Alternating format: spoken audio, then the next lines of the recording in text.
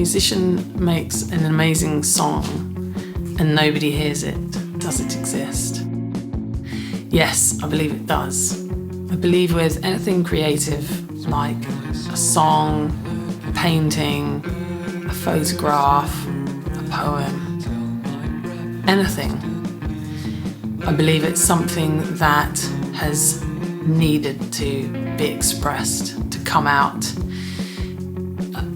It's not necessarily to be consumed. It just needed to happen. It needed to be done. It needed to come out of the person. As an actor, and my views towards success and fame, I've always recognised that so much of what we do is out of our control.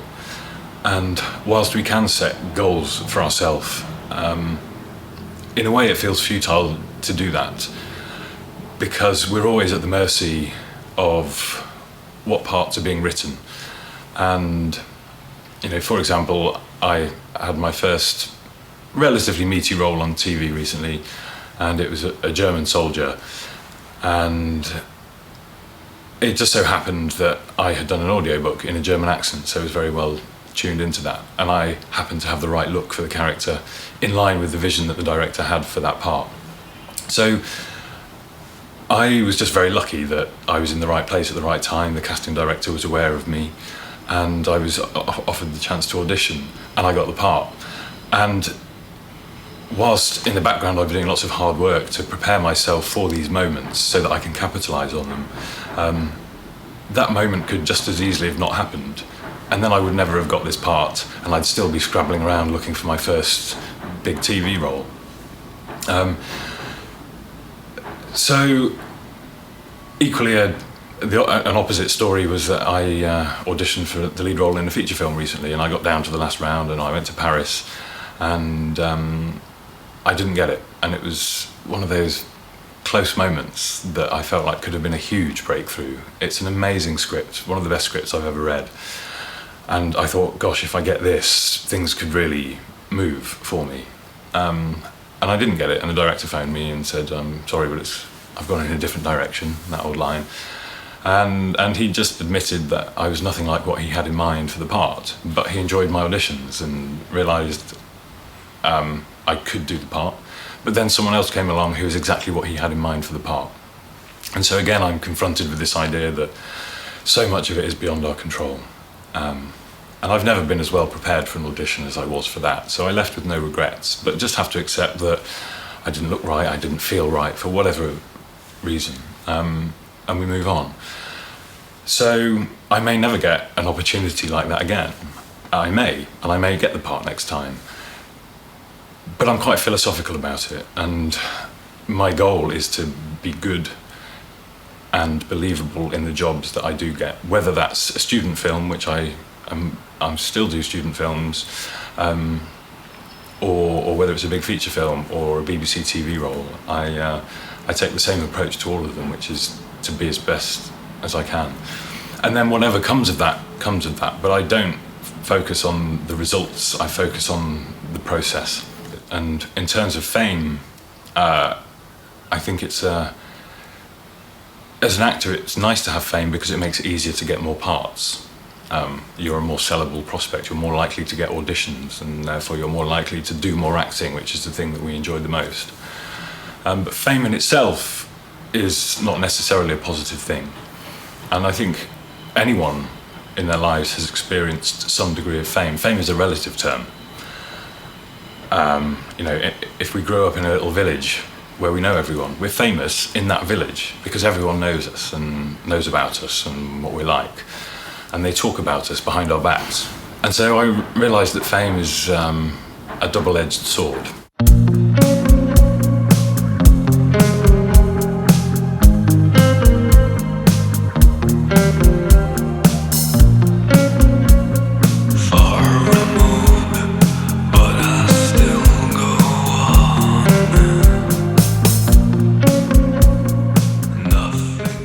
Well, it's never been easier to record music than in 2022, but at the same time, it's never been more difficult for that music to get heard, because basically everybody's an artist nowadays.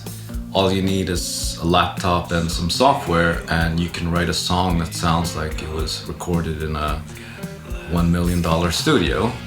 So I myself am a bedroom producer, and while I still write and record all the guitar parts, the bass parts, I sing my own songs, all of that is run through software that's supposed to emulate very expensive recording consoles and emulations of bulky, vintage sounding amplifiers. And I think it's a great thing, because that means that this barrier to recording music is gone, you know? And a lot more people are willing to put their music out there, because that one barrier of time and money is gone. The problem, however, is that then you live with this kind of illusion that if you just get your social media in order, that if you write an excellent song, that you too can be the next Justin Bieber. And it's not as simple as that, because 60,000 songs get published a day, for example, on Spotify, and it's difficult to get heard. You know, the only way you really get heard is if Spotify selects one of your songs and adds it to one of their exclusive playlists. And if you do get added, a lot of people around the world will listen to you, and a lot of artists have become extremely famous like that. But the truth of the matter is that the majority of the songs that are added to those playlists are written and produced by either major record labels or minor record labels, and the independent artist has a real struggle to get onto one of those playlists. So, you know, at the same time, while it's very easy for me to write and record music, getting heard is a real challenge. And it's easy for me to kind of become despondent about that and think, well, you know, I'm never gonna get into one of those playlists, so, you know, I should just give up. But I think I see things from a different perspective, and you know, I have the ability to see that my music actually does get heard around the world. Maybe not thousands, tens of thousands, but hundreds do listen to my music in Japan, Australia, North America, South America, thanks to these streaming services. So I am also grateful that they exist. You know, I pay a service to submit my music to all of those major streaming platforms, and I can actually track where my music gets listened to and how many times. So that's what keeps me inspired and motivated to write music, because I think as a musician, for most of us, we want to not only write high quality sounding songs, we also want that music to get heard. Yeah, success as an artist, I think, is a very personal thing. Bob Dylan once said, if a person wakes up in the morning and goes to bed in the evening and does anything he pleases in between, then he's successful. And I can relate a lot to that. So for me personally, if my creativity is sort of has boundaries because of something that it has to be, if it's going to be constrained because of my profession, then I personally would find that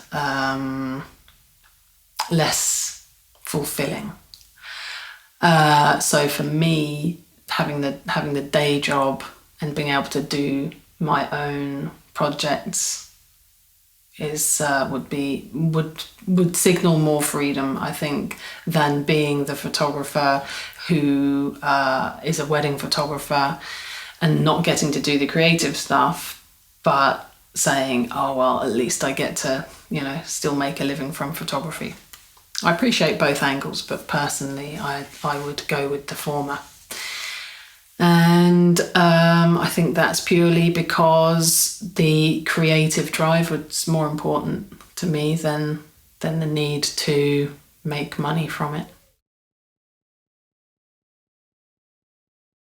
Well, I think we do come in to life with, in terms of past life memories and tendencies and ambitions and desires, we do come in with a portfolio of desires. And I think it kicks in particularly around the time of adulthood, especially. There's a sense that you're kind of almost given a backpack of things to work out, and you're driven and almost compelled in some ways in a certain direction, and you may feel that you want to pursue it, you may feel actually you want to run away from it, but it comes and finds you anyway.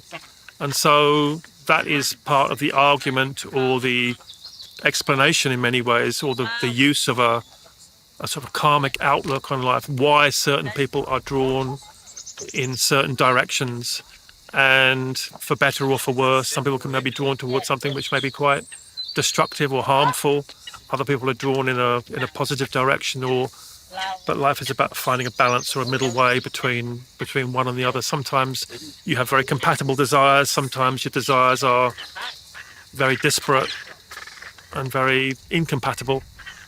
So it's that is part of the answer, or part of the explanation, why a karmic outlook on life can be useful in some cases. Again, everybody potentially may be a superstar in the making, but just for some people it's a longer road than it is for others. Some people work very, very hard all their lives and struggle.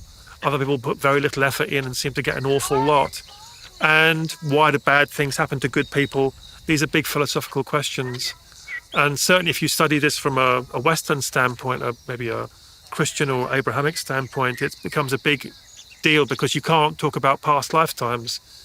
In that case, you just have to sort of think, well, there must be a capricious God who just victimizes people for no reason. So you have that to reconcile. Whereas at least with a karmic perspective, you think, well, actually, you get your reward or your punishment or the consequences of your actions. And you've chosen your life by your actions, not consciously necessarily, but just chosen them by what you've done and the decisions that you've made.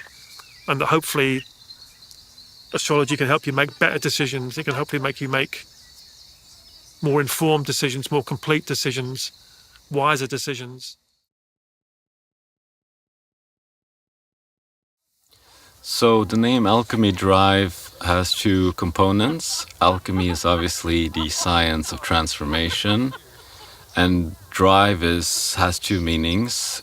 The drive for that desire for transformation, and also drive in the sense of physically driving a car. Alchemy Drive was conceived on a road trip in California back in 2012. So I was driving down from San Francisco to Los Angeles, and along the way I started to get very intense impressions of the environment around me, the ocean, the desert, Los Angeles nightlife. And when I came back to London, I had all these songs that wanted to be written, and it happened in a very spontaneous way, and that was the first album, Alchemy Drive. So that's the genesis of that name. So it's funny, sometimes the songs, just like other artists, you go fishing for ideas. You may have a notebook, you may come up with a lyric or two and you write it down on your iPhone. Sometimes it begins with a good melody on the guitar or cool chord progression. That's usually how I write my songs, maybe 80% of the time. There is a rare thing that happens with me, and I think artists have spoken about it, where it seems that the song just writes itself. So for example, when I was writing Pat Stiletto in 2013, that chorus, he's a she, she's a he, the world is right for Pat Stiletto, it just popped into my head. Like it was, I didn't even bother to write it, it just came to me. So that was the first time I think I had one of those experiences where the song wanted to be written, whereas, as opposed to me wanting to write the song. And then it happened again with this new song that came out, Lana Wachowski. The two first lines, "It hurts the mind, the soul is lonely sometimes." That kind of came spontaneously to me, you know, and there was no effort on my part to write that song. So yeah, sometimes the songs want to be written, or sometimes I write the songs. I think the majority of the time my songs are about other people. So I compare myself to a radio antenna, and I'm picking up radio waves from people around me. For example, the song Heroin Lovers, I came up with that in Los Angeles. You know, I don't have any personal experience with heroin, but I could feel somebody's story or almost live their subjective experience. And that story, their tragic story, wanted to be told, so I wrote that song, Heroin Lovers.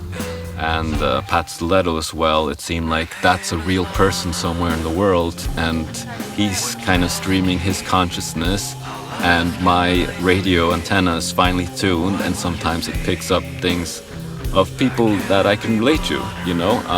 That's my theory, you know. And sometimes the songs are autobiographical, so but not very often. Death Valley Ballad, for example, which is apparently my most popular song, is autobiographical. It's about that sense of walking into the desert, of the unknown, of the madness of the world, and trying to make sense of it all, and trying to ground yourself in a chaotic world. So most of the time it's stories about other people, because I guess with the distance from me as a writer and another person, it's easier to write about somebody else than to write about myself. You know, with these songs like Pat Stiletto and Lana Wachowski, the issue of sort of being in the closet is how I think, whether that could be spiritually in the closet or sexuality or God knows, any kind of thing where your identity is suppressed for unnecessary reasons. So that's why I think I can relate to things like Pat Stiletto and Lana Wachowski. Obviously, their ordeals are very specific and perhaps very much more different and difficult than mine as a musician who wants to be successful in the world and is limited by constraints of time, money, and circumstances. But we share one commonality, and that's that our inner sense of identity is not fully able to be outwardly projected, and that causes a type of suffering. So I can relate to them on those two levels. So I think that's what I found out during this journey here in the UK, that, you know, everybody has had to hide themselves at some point, and it's unnecessary, you know. Life is short. Be happy, be who you are. Discover who you are, that's more important, you know. That's the challenge, I guess. How do you know who you are? And that's what makes life fun. You can spend a lifetime cultivating who you are, your personality. Also, don't neglect the spiritual practice, your spiritual identity, that inner thing that is there, the soul, if you will, beyond all the masks, the facades, the personas. You know, those things are exciting and make life full of variety, but always, you know, it's important to reconnect with yourself. I'm always fascinated by this idea of being true to yourself and your authentic self, because at the moment there's this emphasis on being your authentic self, but to me there are obvious exceptions to that, and it's not always a good thing to be your authentic self. For example, if you're a paedophile and you're attracted to children, I suspect people would encourage you not to be your authentic self and to suppress those urges. Equally violent tendencies that a lot of men have, we encourage to suppress. And when it comes to sexuality, it's a different, there are different aspects of sexuality. I mean, homosexuality is not seen as a bad thing. So there's definitely an emphasis on being true to that, and if you are that, then you should come out and tell people. Because what people are doing by not coming out is they're creating false perceptions about the normality of homosexuality, the regularity of it. And the same in Hollywood, you know. It's well known that there are these leading Hollywood icons who are gay, but they have wives. And I don't necessarily believe that gets in the way of them doing good work. I think sometimes having secrets is really useful as an actor because it creates intrigue. And we all have secrets all the time that we're carrying. For me, it doesn't get in the way of doing good art necessarily, because you can bring that tension into the work and it can make it really interesting, even if it's irrelevant. You know, you don't have to be playing a closeted man on film to use the energy of being in the closet to create something really interesting. I think the most damaging thing is just the impact it has on society and perceptions of it. And I hope that we get to a stage one day where it's not an issue for people to just say, yeah, I'm gay, and for that not to get in the way of them doing straight parts, and conversely for straight men to do gay parts.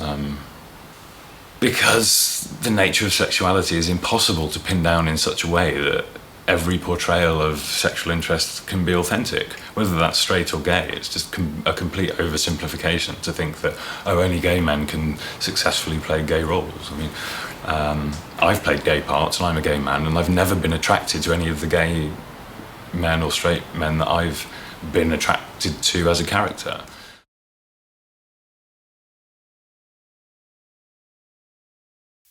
Yeah, social media is, I think it's an incredible tool, but it's very easily abused. As an artist of any kind or business, you know, it's a brilliant tool, and indispensable. In fact, my own feeling about social media was I was quite aware of not having the self-control required to use it in a healthy way, and in the sense that I could feel myself getting drawn into it. I could feel it starting to change my my thoughts about it was affecting my thought. In other words, you know, I'd think, well, this would look good on social media, or I should do this because it would look good on Instagram. So it was influencing that rather than it being a pure thing in the first place. I didn't like that. It just didn't feel good to me. And the thing with social media is that it's being created to be addictive, and that I struggle with that. You know, when something is created using the algorithms from Las Vegas slot machines in order to get you hooked, you know, to sell marketing or whatever, but the end point is that us, the consumer, are the ones who are damaged by it. And I felt that quite keenly, and it also started to feel, once you start, you know, delving into those as an artist and other artists, it kind of becomes a bit of a snake pit of, you know, how many likes and followers and that kind of thing sort of became important, which it's not. And so I had to walk away, and actually it didn't have any detrimental effect to me whatsoever, and I felt good about not having to deal with social media anymore.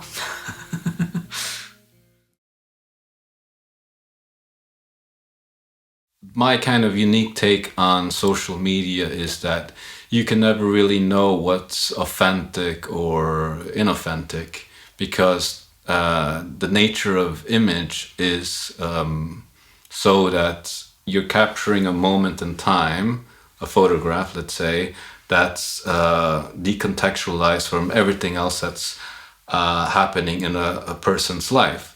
and you can manipulate that image with, lighting, shadows, makeup, and many other things. So, and this can be done intentionally or unintentionally. So you'll never really know what's going on behind somebody's real life.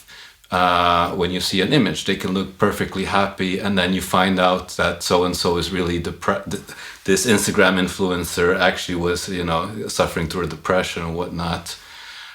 So the nature of photography and image is that it's a staged thing, In the end, if image is not a reliable source of information, then the only thing you can really control is your identity as a creator.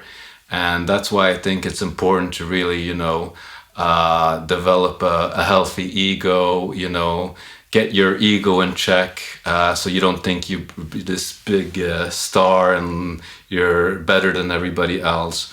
So for some people, that's spending time with friends or family or going out in nature. For me, it's been meditation and reading and just playing guitar. All of these things reconnect me with myself, so I don't get caught up in some sort of image of what I want to be or who I wish I could be, But in the end of the day, when you turn the camera off, and you look at the mirror, you should be happy with what you see. You shouldn't be sad.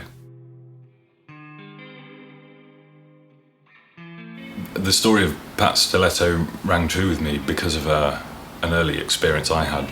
When I was 16, 17, I started doing babysitting. And I had a series of clients who I really admired and got on with, and a lot of them were divorcees, and of course they were dating again, sort of middle-aged women, and they were bringing back male partners who I'd get to meet briefly before I got paid and went home. And I met this one guy a couple of times, and then he disappeared, and I said, "Oh, what happened to him? He seemed nice." And she said, he likes to dress up in women's clothes, and it's a bit weird for me. And I was so intrigued by this because it was the first time I'd heard about this. I naively associated cross-dressing with homosexuality, but he was a hyper-male as far as I was concerned. And I said, "God, what was going on with him? What was the context?" And she told me about how when he was young he had a violent father and would abuse his mother if ever she wasn't dressed suitably femininely. And so he grew up associating feminine clothes with peace and tranquility and masculine clothes with angst and violence. So it was just this kind of operant conditioning that led him to find comfort in female clothing, and so he wears female clothes in private, and that's what makes him feel good. My sexuality has obviously, like with many people, has always been a big part of my thoughts growing up. And I grew up harbouring a sexuality that I had no model for. I didn't know, I hadn't seen anyone else with similar urges to me. So I thought I was alone, and in a way it was helpful because I hung on to early sex education lessons that talked about your hormones and how when you're going through puberty your hormones are all over the place, and it's not unusual to have sexual feelings to all sorts of different kinds of people and things. And I just hung on to the fact that my sexuality was just a hormonal imbalance that was part of a phase and that would settle down, and I would be straight when I came through puberty. So I just kept it to myself and lived with it, and assumed I was straight. And that was helpful, I think, for my health growing up. I benefited from it not being visible. I wasn't effeminate. I was involved in the sports teams. So I never got bullied for being effeminate. And actually, I think a lot of bullying around homosexuality is to do with effeminacy and not the homosexuality itself. And it was only when I got older that I really had to confront what was going on and recognise that this was more than just a phase. And what was happening was that my ability to have sex with females was diminishing, and my desire to have sex with men, specifically older men, and that was the quirk of my sexuality that I had no model for. Was I had no interest in my peers, my friends. It was teachers, friends, dads, you know. And it wasn't until I moved to London after university, I was about the age of 21, that opportunities arose for me to indulge my sexual desires. You know, there were no gay older men in my hometown that I was aware of. I'm sure there were closet cases, but so in London there are lots of them. And a few opportunities arose, and I ran away scared, and eventually I plucked up the courage to go through with it. And that was when I recognised that this is what sex should feel like. Totally at ease, totally relaxed. And I had to recognise that this is who I am. Equally, I don't define myself in day-to-day life by my sexuality. It's a part of me, but it's not everything. And it wasn't until I met my now husband and fell in love that I came out to people. I had resigned myself to living a double life forever because I couldn't imagine telling people this about myself, because it was so contrary to how I thought other people perceived me.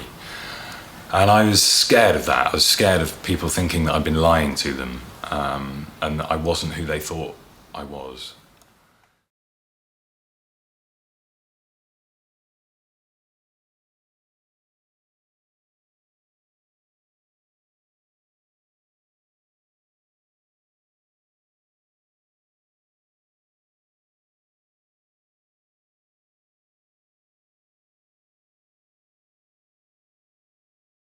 So the question of remembering past lives, having experience of past lives, having past lives come and impress themselves on you, and it may be, again, the birth chart certainly can show certain tendencies, maybe some aversions which you may have, some attractions which you have to certain things or certain experiences, maybe connected to a past life, and that may be useful or not. It may be useful in some certain ways. It helps you to validate a certain experience which you may have, because astrology reading is supposed to be affirming, and many people do find it affirming to have an objective take on where they are and to confirm their beliefs and their experiences here and now by somebody who's just sitting outside of them, rather than just it being one thing after the other just coming at you randomly. So the experience of having a past life, again, you don't know whether it was your immediate past life, whether it was a long time ago in your karmic history. You don't necessarily know that, but the experience itself might be useful. But again, I do think it's a bit of a blessing that, you know, it'd be nice if we could forget some of the things that happened in this lifetime, let alone when we were probably in a less enlightened or a less evolved condition and making worse choices or not such informed choices in a previous existence. And so that was then, this is now. It's better to look forwards, really, and possibly not dwell on it too much. Remembering your past lifetimes and how useful it is depends on the individual, and it depends on the experience, and it depends on the past lifetime. If you have very good and very comfortable memories which seem to be valid or real to you, or the experience which seems to be very concrete and real to you, then it may be very helpful or positive to think that you're coming in with a very strong sense of your own destiny. But otherwise, it's probably best just to look forwards, rather to maybe forget the past and just look and concentrate on what's here and now and what's ahead of you, and rather than go back and maybe aggravate certain experiences which are gone, which hopefully you've outgrown and left behind. I mean, I think it's human nature to want to know something like that, like the train wreck. You know, you can't help but look. But it's probably something that I might regret knowing. I'd feel like I might feel like it would affect outcomes or the course of things currently, maybe to the detriment. I don't know. I don't like messing with those things too much. If our existence in past lives could be proven, I think curiosity would get the better of me, and I would absolutely want to know. And yeah, I always think it's better to regret the things you have done than the things you haven't. So I think I would give in. But pragmatically, I also think I don't need to know, and it might be healthier for me not to know, because I'm not sure of what use it would be to know, because we are where we are, and I can't imagine us ever understanding what constraints that's having on us in our current life. And I think being aware of ourselves now and our strengths and weaknesses and the impact of our upbringing and what that's having on us and who we are is enough for us to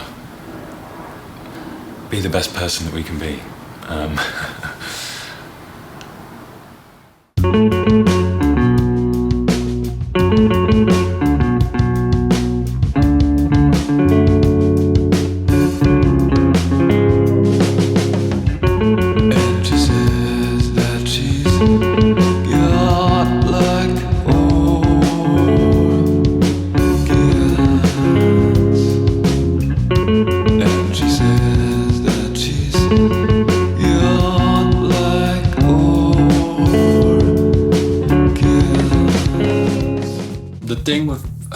Being a musician or artist or painter is that there is a drive within you to create, and it's there all the time.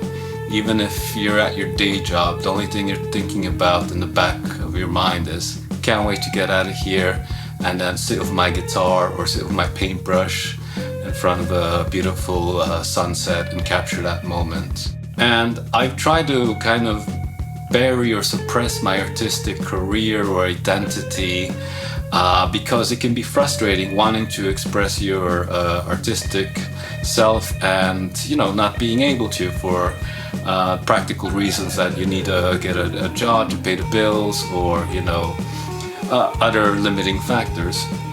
So one of the unique things with that I've experienced is I went to see somebody who could kind of do past life regressions.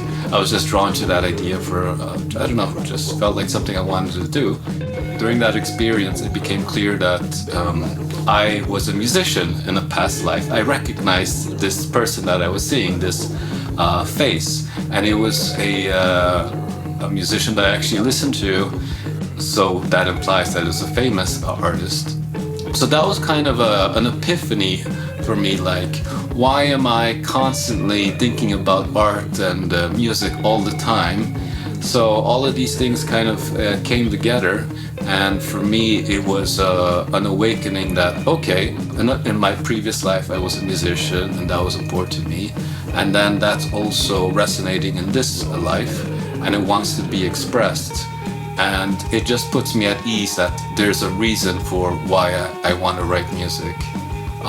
When I write music, I feel like I'm doing what I'm supposed to be doing in life. It feels right. And when I'm not really doing that, it just feels like a part of me is missing, like a limb or my soul.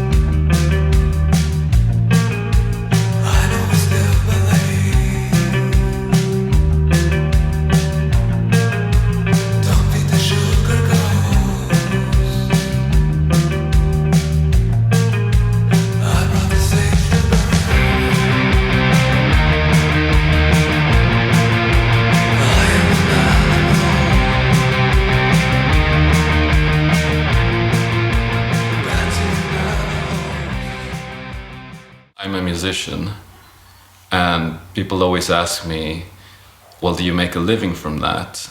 And I think that implies that unless you earn money from what you're good at, then it's not really who you are, it's not your profession. And I have a problem with that statement, because for the artist, the creative, we're not about financial reward, though that can happen. It's about expressing something deep within our being that needs to be said. And whether you make a living from that or not, it doesn't matter. It's about making a connection with people. I'm making this documentary because I wanted to tell the story of musicians and artists who are trying to make it, who want to make it, and perhaps won't make it. We're not all destined to be rock stars, and I think that's okay. All we can do is write great music, create great art, and put it out there, and the rest is out of our hands.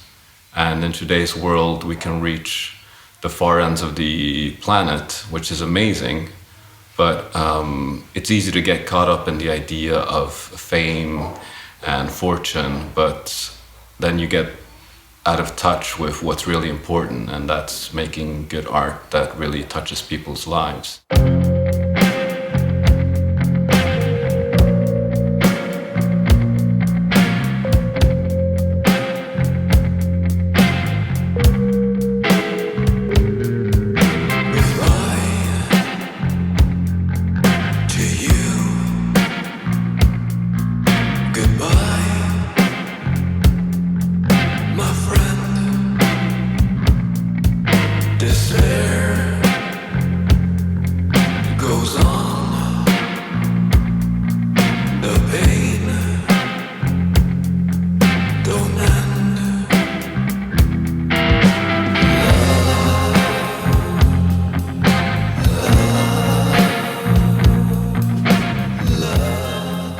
I think that being a famous musician or a successful musician is largely a matter of destiny. If I were to give you some numbers, I think life is maybe 70% fated and then maybe 30% free will. And does that sound depressing to me? Yes and no. As I was walking through the Beatles Museum, I had looked at Ringo Starr, and I thought, this guy, he looks like a star even before he became famous. You know, some people are born into this world and they're destined to be Ringo Starr or John Lennon. And there's a comfort in that and also a bit of a challenge with that, because the majority of musicians aren't meant to be John Lennon's or Paul McCartney's. But the thing with being a musician is that we cling on to a dream that one day we'll make it, that success is waiting to happen. And the reality is that that usually doesn't happen. The majority of us will not become famous rock stars. And the thing is that maybe that sounds a bit depressing, but I think the worst scenario is when you don't live for a dream, because I think as human beings, we wake up every morning and we have ideals, we have something to live for. And if you don't have something to live for, life becomes a bit tragic. So maybe I'm a dreamer, in the words of John Lennon, but I'm not the only one. And you know, this is what God gave me as a talent, and I don't quite understand the conflict between having these abilities and not being able to make a living from it. But I don't know. Maybe I'll be famous when I'm dead.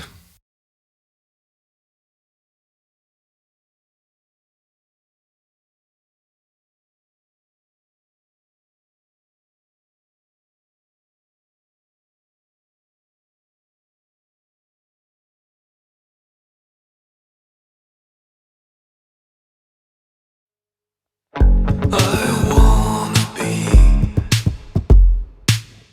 your fantasy.